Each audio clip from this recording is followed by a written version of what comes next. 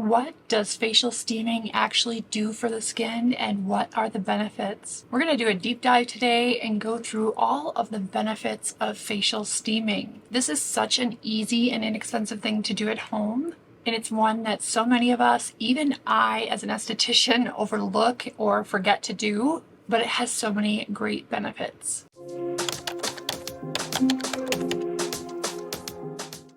Thanks so much for joining me today and sharing a piece of your day with me. My name is Stacy. I'm a master and medical esthetician. I've spent my career as a salon and spa owner, and I'm passionate about skincare, beauty, and aging gorgeously from the inside out. I love helping men and women reach their skincare goals in a way that's affordable and achievable. I'm hoping that my channel is always a source of education and information, more than just pushing products. That's absolutely not my agenda with my channel. If you ever have any questions, please feel free to ask in the comment section below. I'll do my best to get back to you as soon as possible. So most of us know that steaming the skin is very cleansing.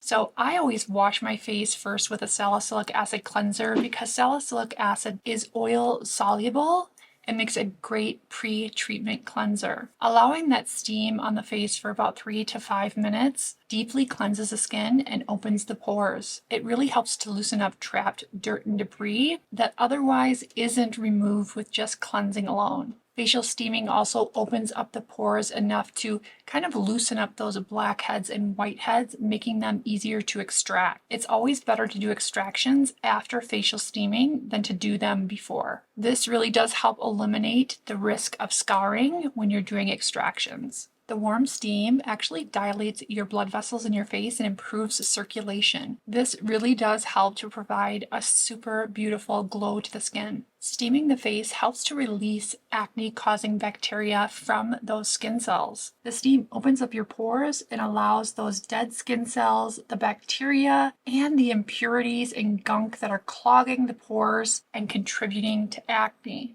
So facial steaming, one of the surprising benefits is that it releases trapped sebum.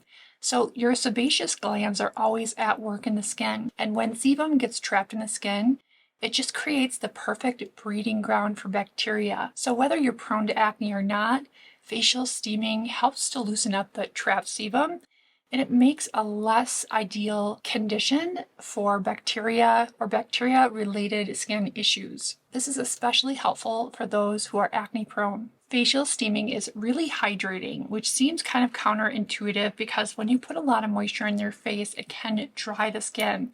But what it actually does is encourage the sebaceous glands to produce the oils that we need to keep our skin looking radiant and healthy. Now, cleaning out the pores with facial steaming really helps the skincare products that we have to do their job. When our skin is clogged with dirt, debris, sebum that gets embedded into the pore, when we wash our face, we're not always getting deep enough into the pores to clean out that trapped debris.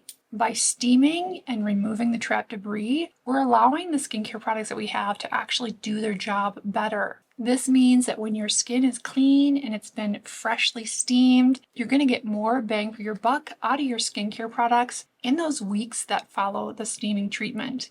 I like to do a steaming treatment once a month.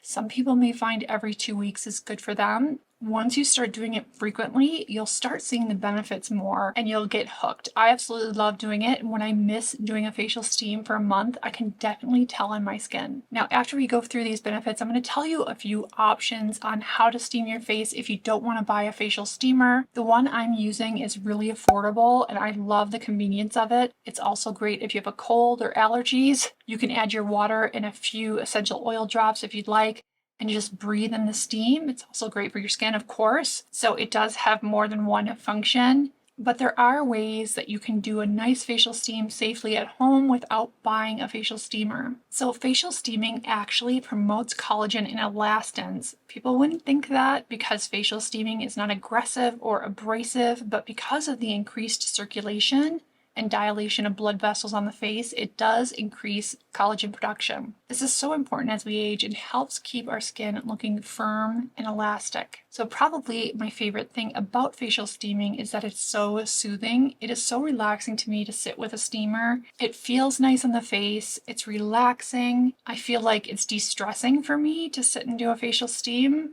So sometimes if I'm just super stressed, I'll go ahead and do my facial steamer just to bring that stress level down. Add a little bit of essential oil into the water and it makes it a really nice experience. And the room that you steam in will smell fantastic for days after. So if you don't have it in your budget to buy a facial steamer, bring a pot of water with whatever herbs or essential oils or just plain water to boil.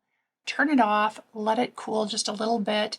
You can either add it to your sink that's stopped up with the plug or into a big bowl. Just be very careful not to burn yourself. And of course, then put your face over the bowl with a towel over your head. This will keep the steam concentrated to your face, neck, and chest. A little less risky as far as burn would be to get a towel nice and hot and steamy, squeeze it out and let that rest on your face. Do this a few times so that you have a warm towel on your face for about 5 minutes. You can also add essential oils to the towel, which make it a really nice spa-like experience. You can also do kind of what we do in the spa setting where we have a little cabinet that's a warming cabinet for towels, and we would put our essential oil and water on the towels, wring them out, and put them in our little cabinet. Now, if you don't have a cabinet to put them in, a warming cabinet, which most people don't, you can just put it in the microwave for like 30 seconds, pull it out, shake it out, make sure it's not too hot, and then apply it to the face. Now, most people use tap water without problems, but if you have questionable tap water, you can certainly use distilled water. I live in Colorado. Our tap water is just fine, so I typically do my steaming with just regular tap water. Some herbs that you might want to try are chamomile, which is one of my favorites, and rosemary is a really great herb if you have oily skin. As far as oils, lavender is a great one if you have sensitive skin or eczema.